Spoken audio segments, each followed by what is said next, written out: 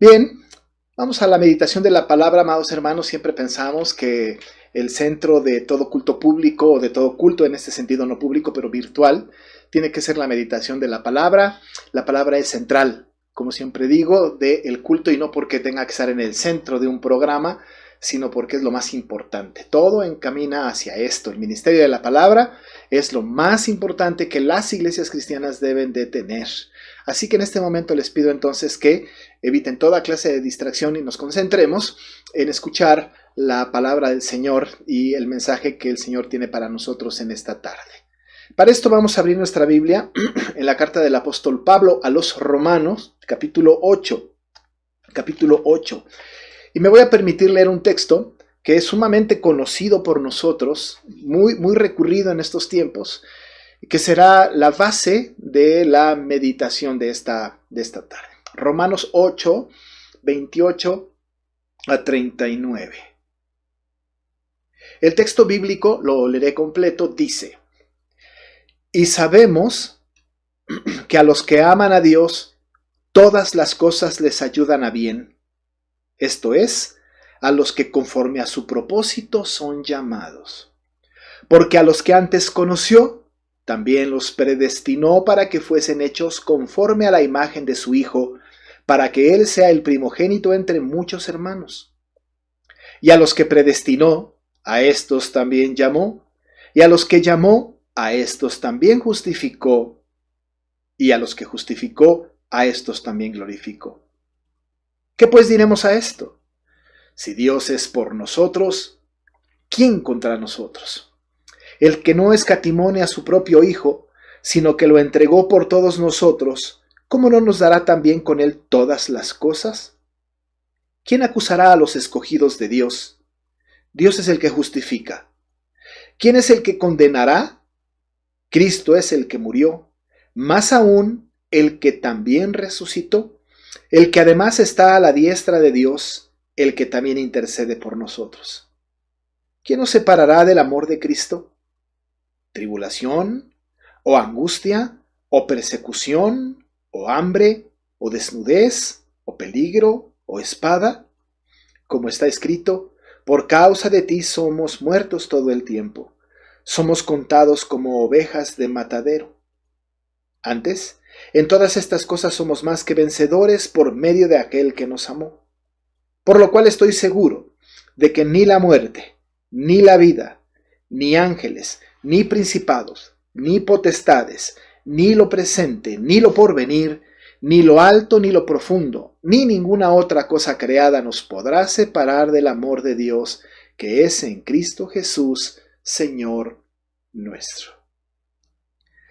Solamente repito un verso, 31. ¿Qué pues diremos a esto? Si Dios es por nosotros, ¿quién contra nosotros?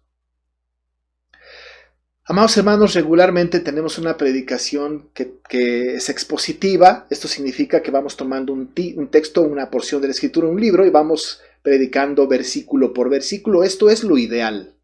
Eso lo hacemos en nuestra iglesia prácticamente todos los domingos. La iglesia es alimentada a través de una predicación expositiva. Sin embargo, en ocasiones tenemos un tipo de oración, de predicación que también puede ser temática. Sin embargo, la predicación temática tiene el riesgo de imponerle a la palabra y no exponer la palabra.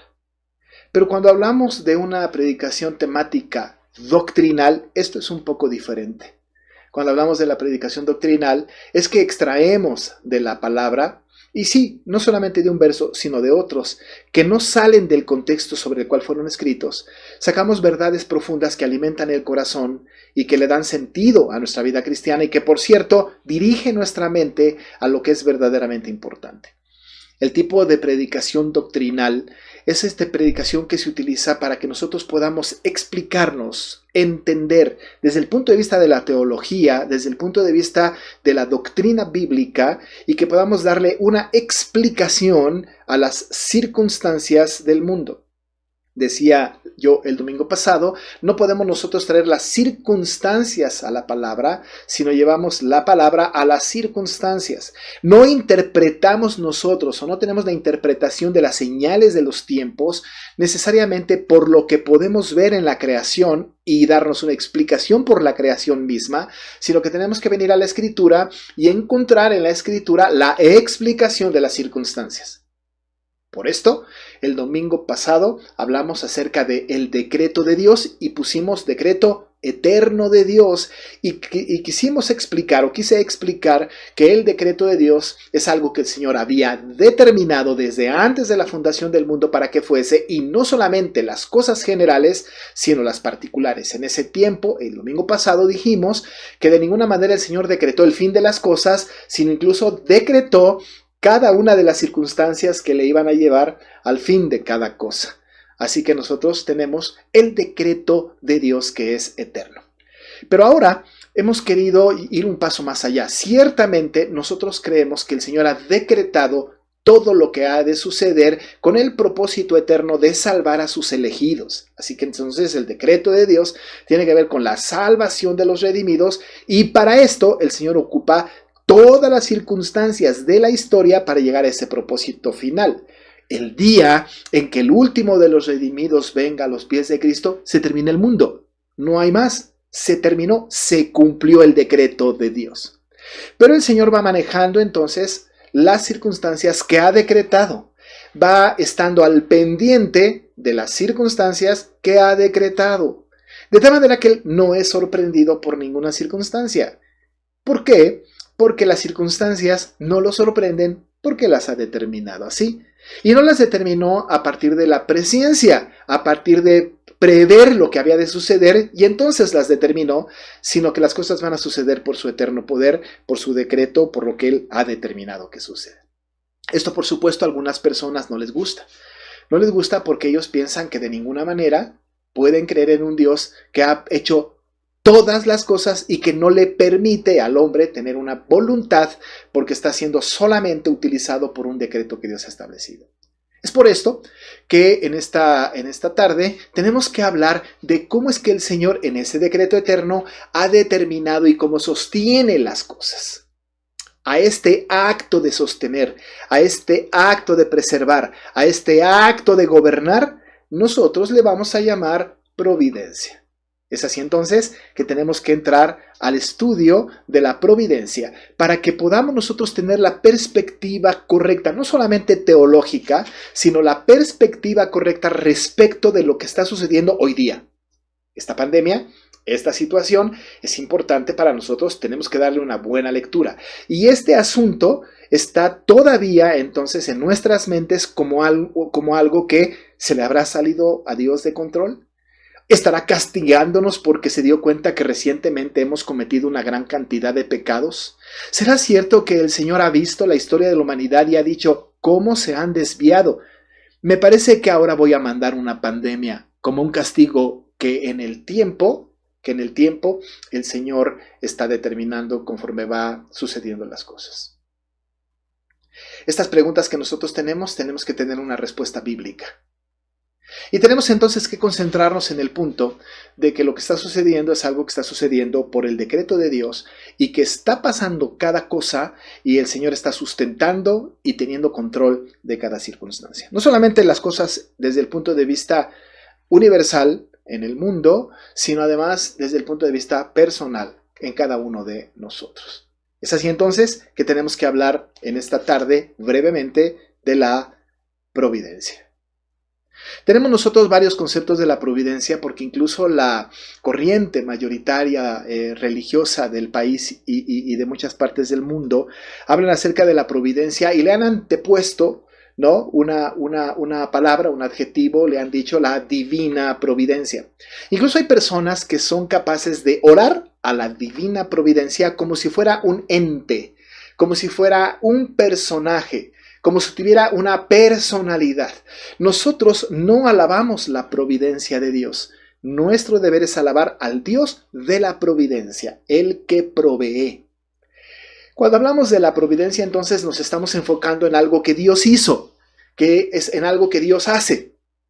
No en la providencia sola, sino en el Dios que provee, en este Dios que preserva, en este Dios que gobierna.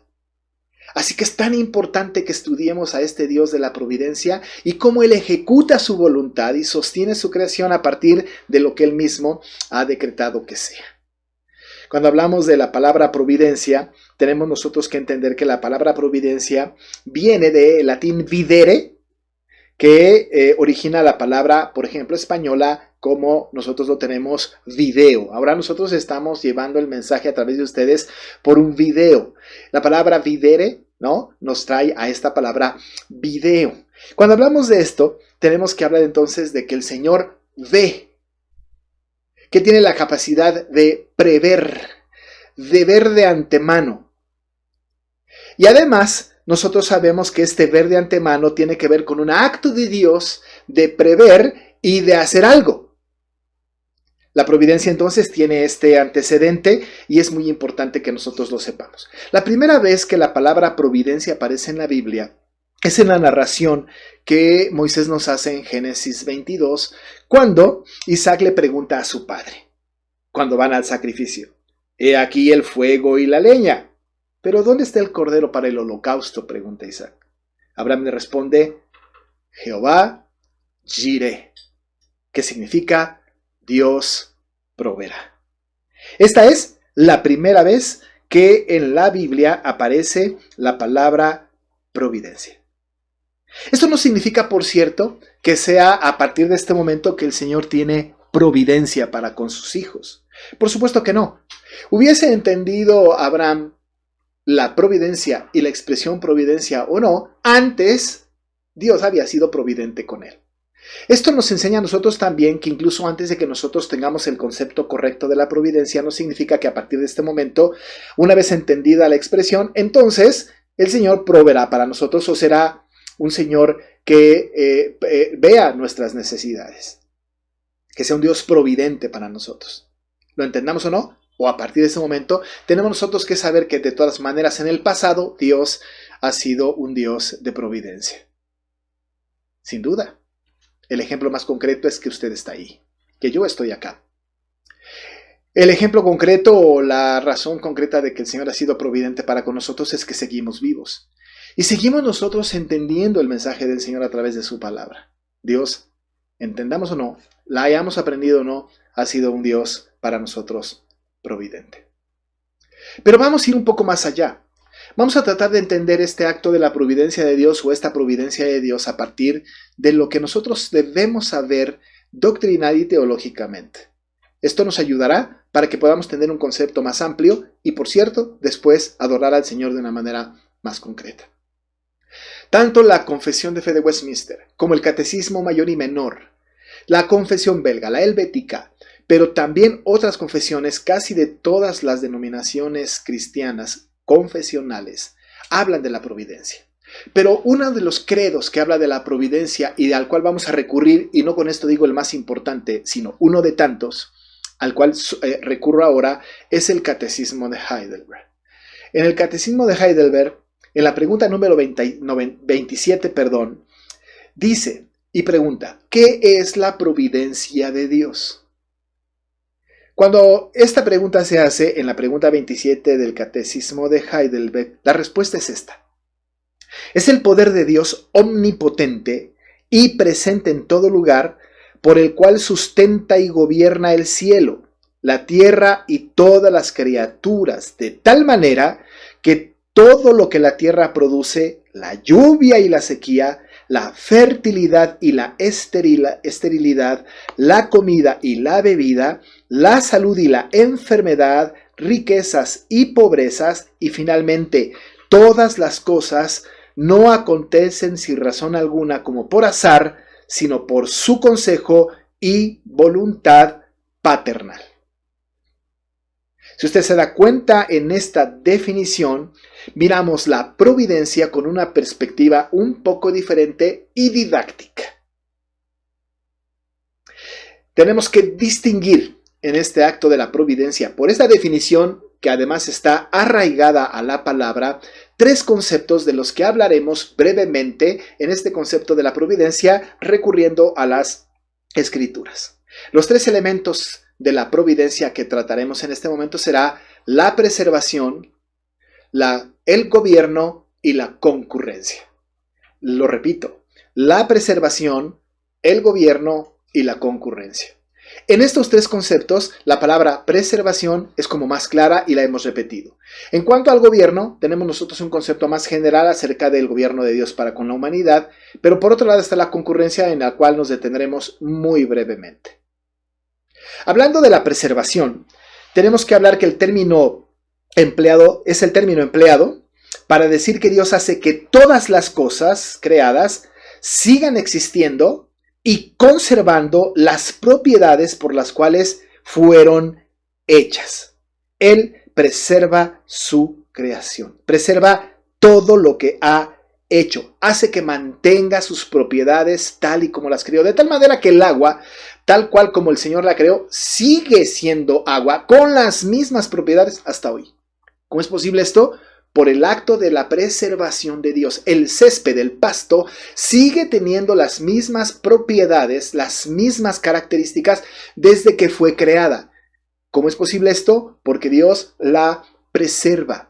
Nosotros como seres humanos seguimos en la misma condición, lo cual echa a tierra el tema de la evolución, y seguimos exactamente igual porque el Señor nos preserva. La preservación es importante en el concepto de la providencia porque justamente Dios hace que todas las cosas creadas sigan existiendo y conservando sus propiedades. En ese sentido, la providencia tiene este apartado de la preservación. Ahorita abordamos un poco más acerca de esto.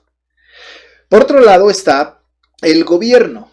Cuando hablamos de el gobierno de Dios, es la idea de que Dios gobierna al mundo y dirige todas las cosas a su determinado propósito. Propósito, por cierto, que Dios ha establecido desde antes de la fundación del mundo. En otras palabras, el mundo y todo lo que en él habita no es gobernado por el azar o por el destino, sino por Dios, quien dirige la historia y la creación hacia un objetivo final. Ya tiene dos: preservación y gobierno. Preservación es todo aquello que el Señor ha creado y sostiene. Gobierno es todo aquello que el Señor le ha determinado un propósito y sobre las cuales cosas Él, por supuesto, gobierna y tiene poder absoluto. Y en tercer lugar está la concurrencia. Es el aspecto de la providencia divina que describe cómo Dios trabaja en y a través de todas las cosas. Particularmente las acciones de las criaturas de Dios. En la concurrencia vemos que la agencia divina y la agencia humana se ejecutan juntas o una junto a la otra en acciones específicas. En el apartado de la concurrencia, que explicaré un poco más adelante, tiene que ver incluso todas aquellas cosas que nosotros libre y voluntariamente hacemos y que hacemos juntamente con el decreto eterno de Dios, que hay concurrencia, pero que de ninguna manera Dios violenta nuestra voluntad, pero que por otro lado Dios está en control de la voluntad.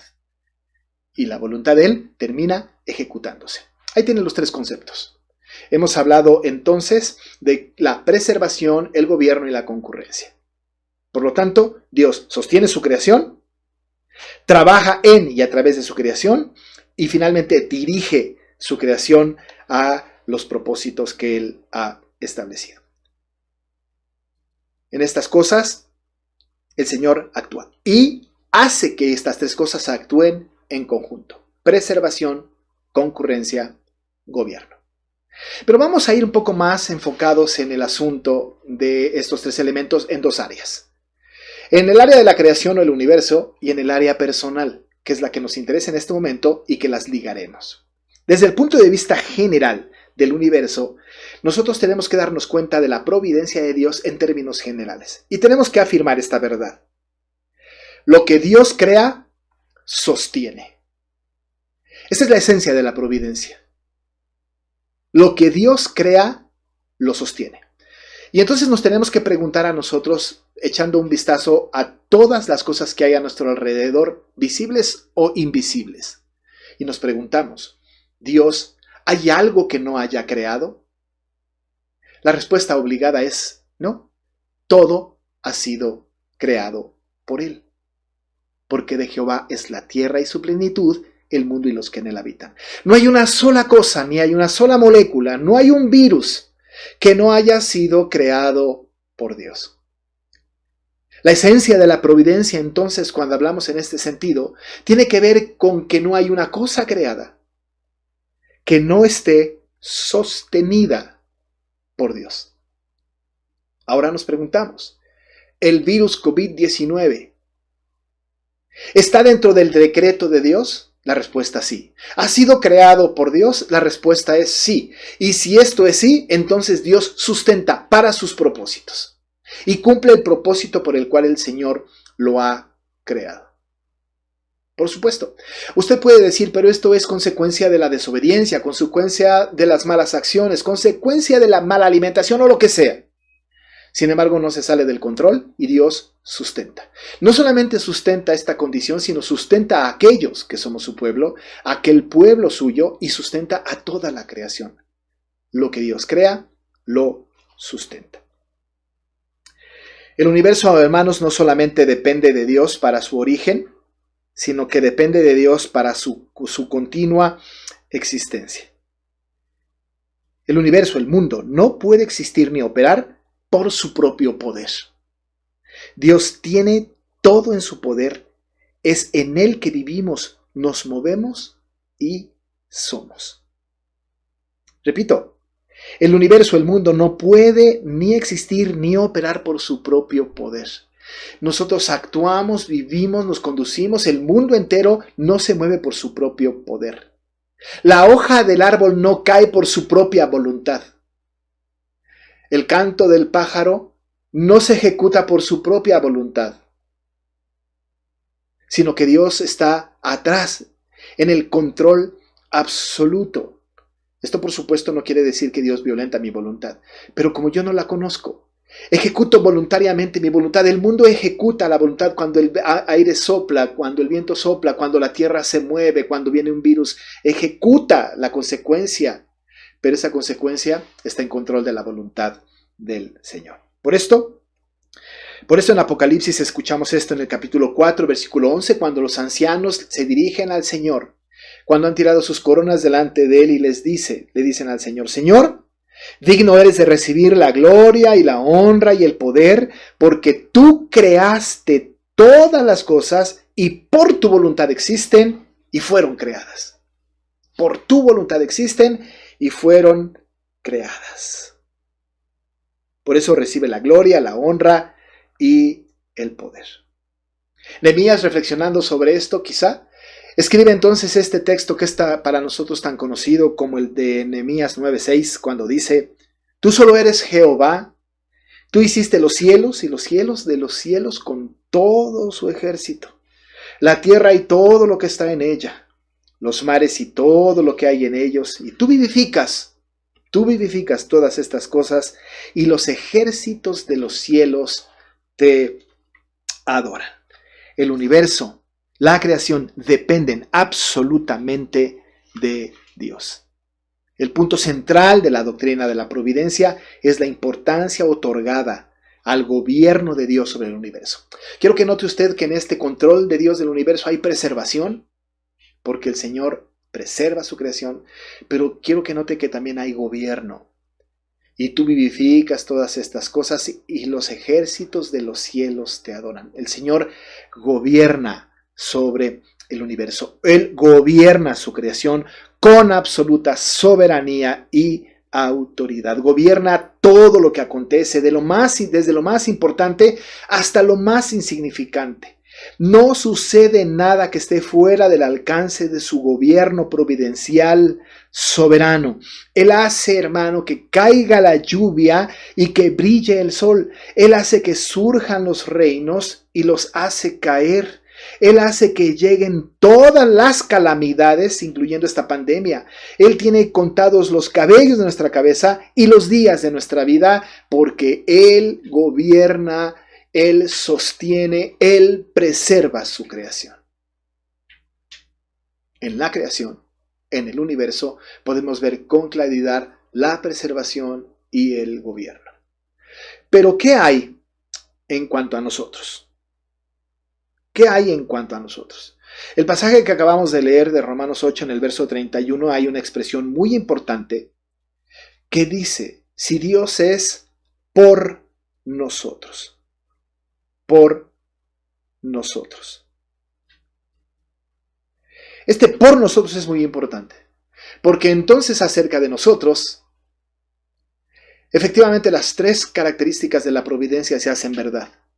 El Señor nos preserva, está por nosotros, nos gobierna, y por otro lado hay concurrencia que voy a explicar en un momento. En la iglesia primitiva tenían un dicho que rezaba Deus pro nobis. Este dicho era bastante importante para la fe de aquel tiempo, porque significaba Dios por nosotros. Si usted leyera en latín esta expresión, diría Deus pro nobis. Y Deus pro nobis tiene que ver con esto, Dios por nosotros. Y no solamente era una expresión de labios para afuera, sino había una santa convicción de que el Señor estaba por nosotros. ¿Qué necesario es en este tiempo? ¿Qué necesario es en este momento de la crisis? Que podamos nosotros entender que Dios está por nosotros. Por eso la pregunta es, ¿qué pues diremos? Si Dios es por nosotros, si Dios nos preserva, si Dios nos gobierna, ¿quién contra nosotros? Ahora diríamos nosotros, ¿qué contra nosotros? ¿Hay algo que pueda separarnos del amor de Dios? ¿Hay algo que elimine nuestra condición de dependientes de Dios? ¿Hay una cosa que pueda separarnos del gobierno absoluto de Dios? Dios es por nosotros, porque nos preserva. Ese Señor maravilloso que está por nosotros es un Dios que está a cargo de su creación. ¿Por qué razones por nosotros? Porque sabemos que los que aman a Dios, todas las cosas les ayudan a bien. Esto es, a los que conforme a su propósito fueron llamados. Amados hermanos, ustedes y yo que somos regenerados, todas las cosas nos ayudan a bien porque Él está por nosotros. Y este virus, esta crisis, esta cuarentena, esta contingencia, está por nosotros. Está para nuestro favor. Todas estas cosas nos ayudan a bien. Hemos sido llamados conforme al propósito de Dios. Y está contribuyendo todo esto a nuestro bien, lo entendamos o no. Le podamos dar una lectura inmediata o no. Sin lugar a dudas, después, un mes después quizá, 2, 6 meses, un año, yo no lo sé, podemos nosotros percibir el beneficio que esta situación ha traído a nuestra vida espiritual. Porque Dios sigue preservando, de acuerdo a su propósito eterno, y gobernando sobre nosotros, para que su propósito en nosotros sea cumplido. Porque la promesa del Señor para con su pueblo es esta. Porque no abandonará Jehová a su pueblo, no desamparará su heredad. Salmo 94, 14. Nosotros podemos notar entonces, amados hermanos, que no solamente el Señor preserva y gobierna al universo, a la creación, sino que además preserva y gobierna a sus elegidos. Dios está por nosotros. Y si Él está por nosotros, ¿quién? ¿Qué contra nosotros? Seguimos en esta preservación. Seguimos estando en el centro del gobierno del Señor. Pero esto nos lleva, amados hermanos, al tercer concepto, que es la concurrencia. La concurrencia es la doctrina más difícil de entender en el concepto de la providencia. No solamente es más difícil de entender, sino ha sido manipulada terriblemente por algunas personas. La concurrencia se refiere a las acciones coextensivas y concurrentes de Dios y los seres humanos. Somos criaturas con nuestra propia voluntad. Podemos provocar acontecimientos. Sin embargo, el poder causal que ejercemos es secundario. La providencia soberana de Dios trasciende nuestras acciones. Por supuesto que nosotros hacemos nuestra soberana voluntad. Luchamos para defender nuestra voluntad. Y decimos, nosotros hacemos lo que queremos. Usted ha decidido ver este culto ahora por internet. Usted decide cuándo asistir o no a la iglesia. Usted decide qué trabajo tener o cuál trabajo no tener. Hace su voluntad y nosotros hemos hablado de nuestra voluntad como soberana y decimos yo hago mi soberana voluntad. A veces regañamos a nuestros hijos y les decimos es que tú siempre haces tu soberana voluntad. Pero cuando hablamos de esto, estamos hablando que efectivamente nosotros hacemos nuestra soberana voluntad. Sin embargo, he dicho en la concurrencia, el poder causal que ejercemos es secundario. La providencia soberana de Dios trasciende nuestras acciones. Esto, por supuesto, no culpa a Dios del mal, ni podemos nosotros decirle al Señor, Señor, tú provocaste esto. Es tu culpa. Seguimos siendo responsables absolutos de nuestras decisiones. Pero por encima de nuestras decisiones, el Señor está trascendiendo nuestras acciones. El ejemplo más concreto que nosotros tenemos de la concurrencia es el ejemplo que hay justamente en la narración de la vida de José y sus hermanos, que está narrado en Génesis 50. Voy a leerle el texto con cuidado para que podamos notar cómo un ejemplo bíblico nos habla acerca de la concurrencia, en donde la voluntad de los hermanos de José se ejerció, hicieron su soberana voluntad, pero que el Señor trascendió las acciones de ellos. Dice el texto en esta historia, pero narrado en el capítulo 45, versos 4 al 8 de Génesis. Entonces dijo José a sus hermanos, acercaos ahora a mí. Y ellos se acercaron, y él dijo, yo soy José vuestro hermano, el que vendisteis para Egipto. Ahora pues, no os entristezcáis, ni os pese de haberme vendido acá, porque para preservación de vida me envió Dios delante de vosotros. Ellos no lo entendieron, hicieron su soberana voluntad, pero José dice, para preservación de vida me envió Dios delante de vosotros. Pues ya ha habido 2 años de hambre en medio de la tierra, y aún quedan 5 años en los cuales ni habrá arada ni siega. Y Dios me envió delante de vosotros para preservaros posteridad sobre la tierra y para daros vida por medio de la gran liberación. Así pues, no me enviasteis acá vosotros, sino Dios. Sino Dios. Amados hermanos, los hermanos de José hicieron su voluntad. Actuaron mal. Pecaron contra Dios. Engañaron a su padre. Atentaron contra su hermano. Pero José les dice,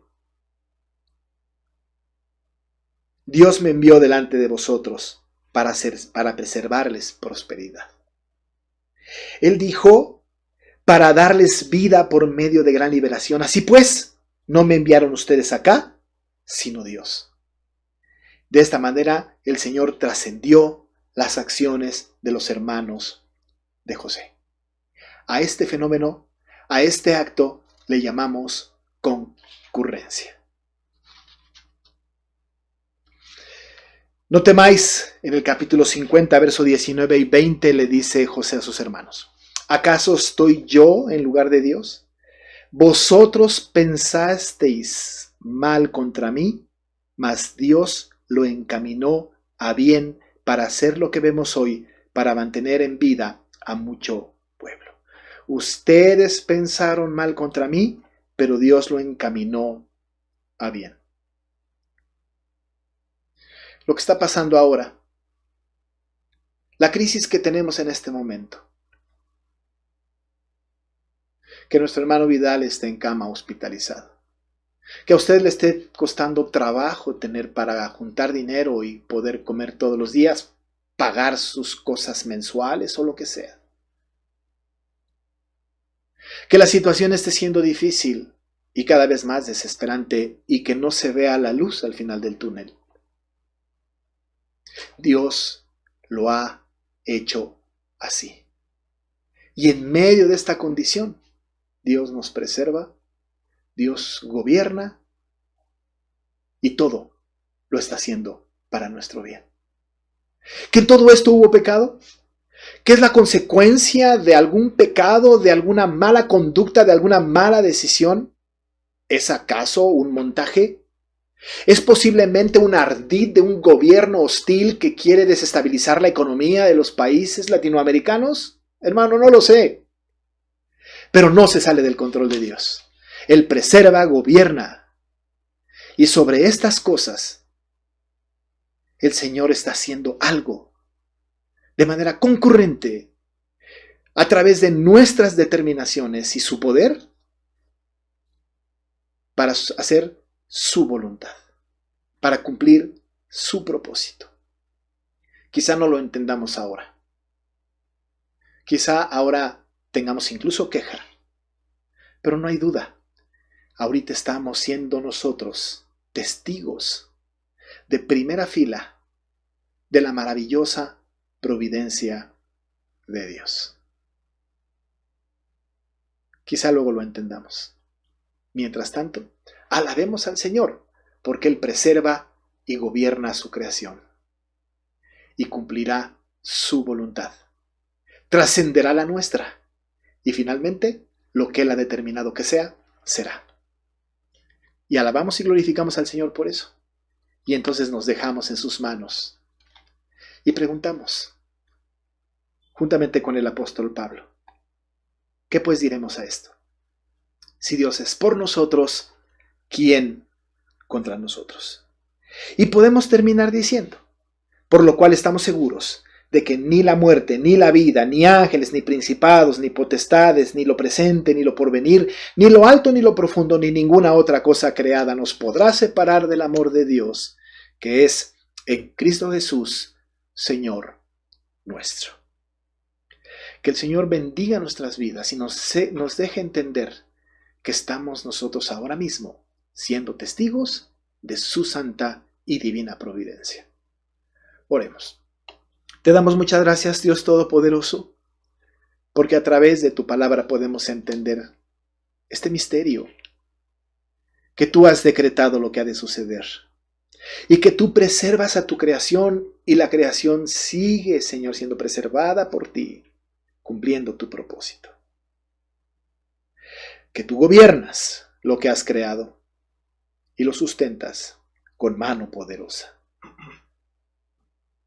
Porque tú, Señor, incluso en nuestra desobediencia, incluso en nuestro pecado, incluso en nuestra voluntad y nuestras decisiones, tú actúas y terminas haciendo tu voluntad.